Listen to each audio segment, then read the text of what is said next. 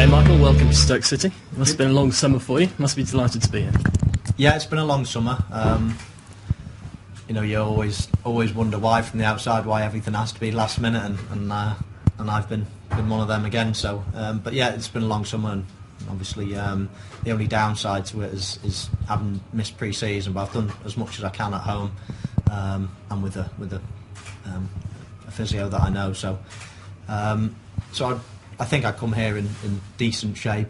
I'll obviously need to catch up a bit, and we'll be assessing me over the next couple of days. But first and foremost, obviously delighted to be here. What are your personal ambitions for the season, Michael? Personal, well, to obviously stay fit would be the ultimate thing. To have a good season. Inevitably, most players miss 1 or 2 games during the season, but if I can stay fit for the majority of the campaign, then that's got to be my personal goal, and obviously the team goals are different. What would you say the team goals are for the season ahead? Well, looking from outside, obviously Stoke have done particularly well since the introduction to the Premier League. Regularly come in sort of mid-table, give or take a few places. So I think everyone's objective at the start of the season, unless you're probably Man United, Chelsea, and etc., is to get 40 points as soon as you can and to secure your status. And then for a club like this that are on the up, then and try to aim as high as possible. You said on Twitter that Tony Pulis, you're looking forward to working under the manager here. What role did he have in persuading you to come here? Yeah, I met the manager, I don't know, 2 or 3 months ago, and we were singing from the same hymn sheet in many ways. I think it's important to have a healthy respect for your manager and to understand what he wants and different things. So and I feel as if I'll get that here with Tony Pulis, and we had a good chat, and as I say, it's just a shame that it took a few months after that before I signed, but anyway, we're here now, and looking forward to it. Stoke fans are looking forward to you linking up with your old England teammate Peter Crouch. Did Peter have any role as well in persuading you to come in? Well, Pete, I know a couple of the lads from past sort of experiences, whether it be England or different clubs, and certainly Peter is one of them. And yeah, he's done fantastically well since he's joined Stoke, and but you're talking about Peter, and me linking up with him, but there's many strikers at the club, so I'm not expecting it to be an easy ride. I'll have to work to obviously play any part, and I'm prepared to do that. Obviously, there's a lot of top players at the club, so I'm just going to fit in hopefully well with the squad, and have a good season hopefully.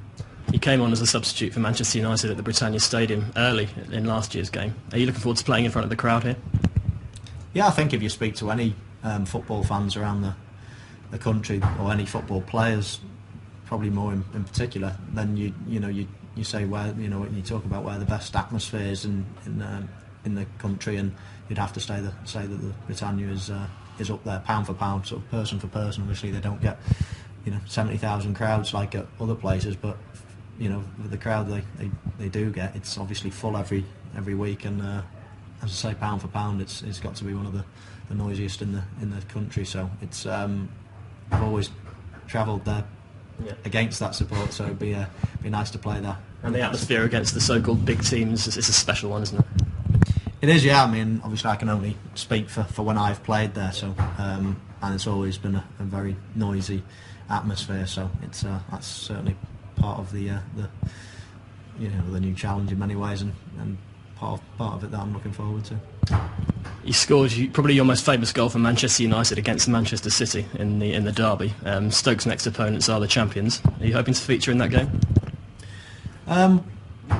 We'll have a sort of a check with the physios and fitness fellas and medical people, and obviously the coaching staff, and just sort of get a gauge of where I'm at, because in many ways I know how I feel, but I'm unsure in terms of exactly what stage I'm at compared to the rest of the squad. They've had a long pre-season, so it might turn out when I do a few tests and whatever that I'm quite a bit behind. It might be that I'm further forward than everyone thought. So we'll have a few tests over the next few days, gauge where I am, and then hopefully, I want to get going as soon as possible. I feel fine and fit and everything else now, so but it's important that we do it right, obviously. So I'll hopefully be involved, when I'm ready.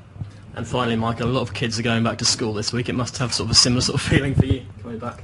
I said exactly the same this morning to my wife as I left school, because I was taking my son back in for the first day today, and my daughter, one of my daughters, is going to school for the first day. So I said to them, it's like we're all going to school for the first day today, and that's certainly how it feels. Obviously, meeting a lot of new people, and but it's only normal. I've done it before, and many players have done it before, so it'll take me a little while to meet everyone and to bed in, but I'm certainly looking forward to it.